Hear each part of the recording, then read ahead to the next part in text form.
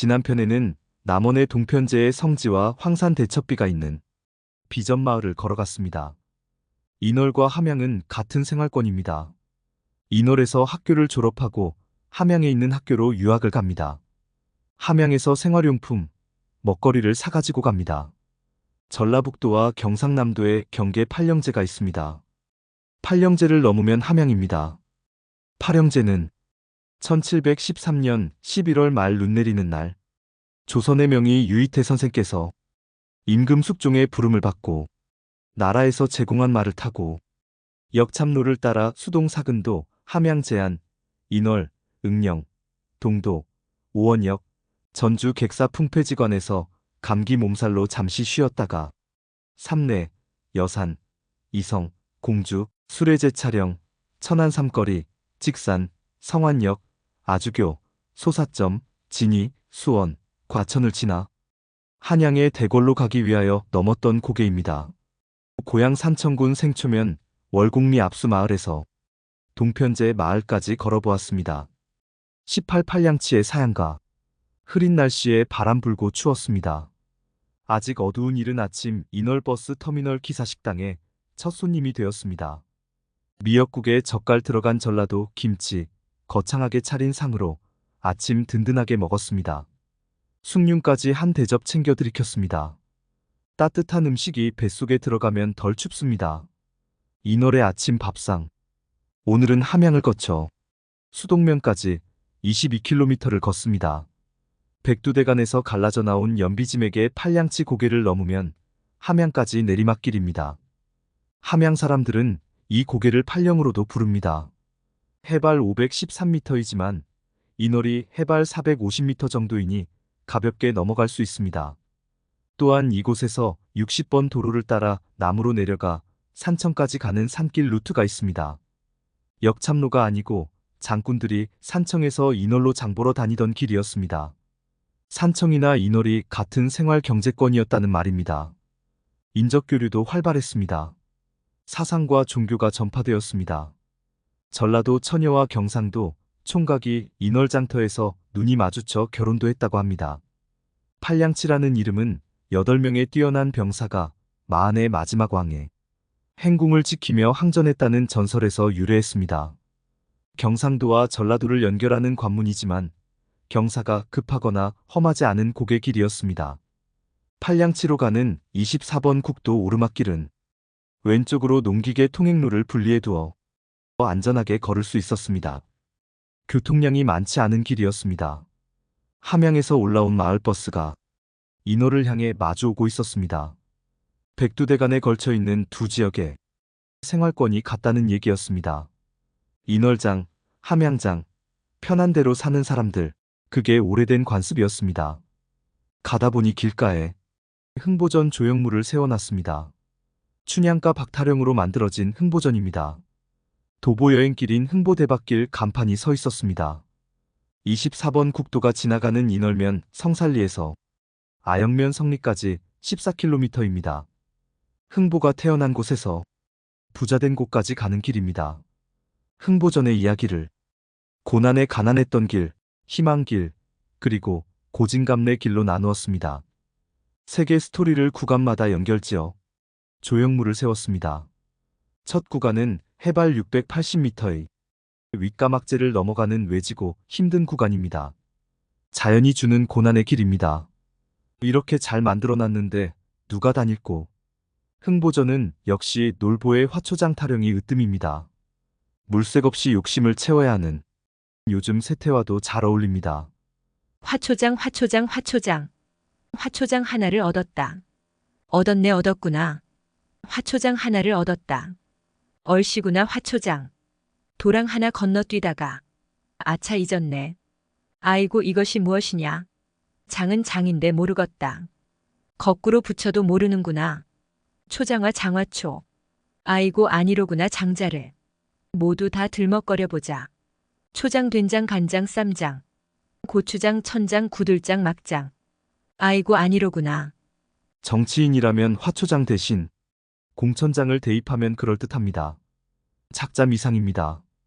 그럴싸한 인물의 삶에 살을 붙이고 우여곡절을 곁들이면서 흥보와 놀보라는 중심 캐릭터가 완성되어 갔을 것입니다.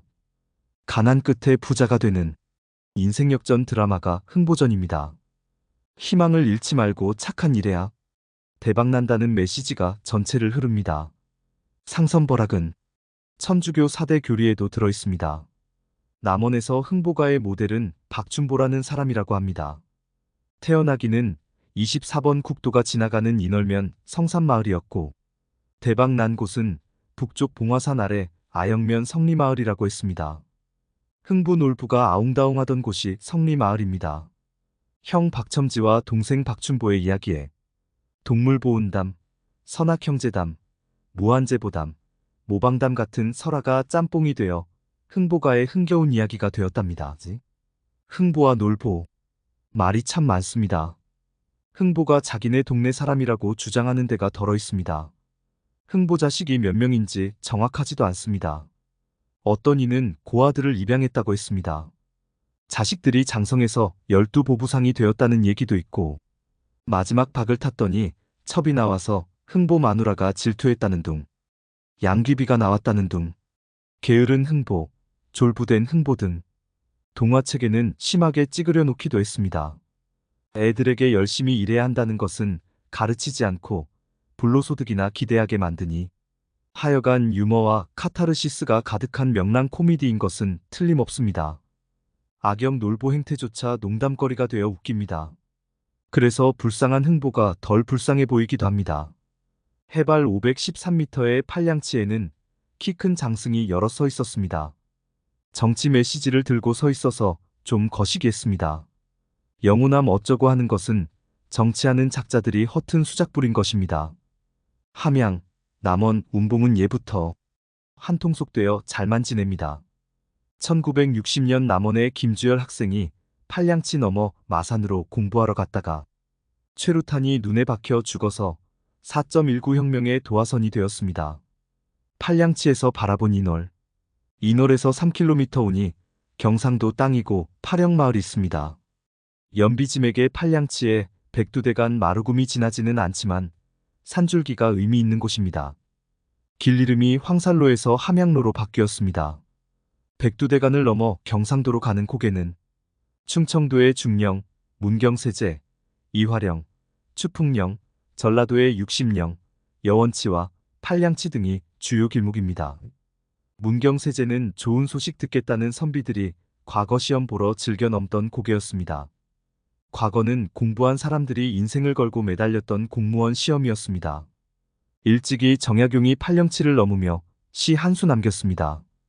시에 이순신 장군 이야기는 없고 명나라 장수 유정 1558-1619만 언급했습니다. 사연이 있으려니 했습니다. 팔령기구 도맥파 팔령고개 험난한데 보리고개를 넘나드니 운봉일로 접동하 운봉에서 한가닥길 개천 따라 동으로 가네. 월군종적 산무장 원균이 적을 쫓던 산까지 트였고 유수전명 석불마 유장군 이름 새긴 돌 닳지 않았네. 도로우 연주주흘 섬 도적들 어쩌다 주울산을 지났으나 대방어 여항 신라 대방이 이곳에서 신라에 저항했네. 금성철 옹여중설 단단한 철옹성을 또 세운다면 불파청 0.2파 바다 건너오는 외적쯤이야. 팔량치 마을 앞을 지났습니다. 오르막 차도는 좁았습니다. 눈발이 날리더니 지리산 봉우리가 흐릿하게 들락거렸습니다. 눈보라는 연비짐에게 거대한 산 덩어리를 통째로 삼키다가 뱉다가 해까지 들먹거렸습니다. 눈 때문에 덜 추웠습니다. 땅에 닿자마자 녹아버리니 길 바닥은 축축했습니다. 아직은 얼어붙을 계제가 아닌 듯 했습니다. 차만 간간히 오가고 사람은 보이지 않았습니다. 오봉산 등산로 입구를 지났습니다. 천주교 박해 시절 오봉산 너머 백전면과 그 너머 서하면 산골짜기에 충청도 연산에서 피신온 천주교 신자들이 교우촌을 이루고 살았습니다. 이 교우촌을 최양업 토마스 신부, 유달령 신부, 윤사물 신부 등이 순방 사목했습니다. 박해가 끝난 1883년 대우남 공소, 터골 공소가 되었습니다. 1894년 동학혁명이 일어나 이곳을 휩쓸고 지나갈 때 300명이 넘는 교우들이 함양이나 거창으로 갔고 일부는 그대로 눌러앉았습니다. 내곡마을까지 오는 동안 눈은 그치고 골짜기 건너에 거대한 지리산 줄기가 점잖게 좌정하고 있었습니다. 산등성이로 구름이 빠르게 지나가고 해가 났습니다. 산자락에 올망졸망 들어선 마을들. 마을 정자나무 아래에서 뜨거운 물을 마시며 쉬었습니다. 아스팔트 내리막은 발목과 무릎 관절에 충격을 주어 좋지 않습니다. 터벅터벅 걸어서 충격받은 다리에 잠시라도 휴식을 주어야 했습니다.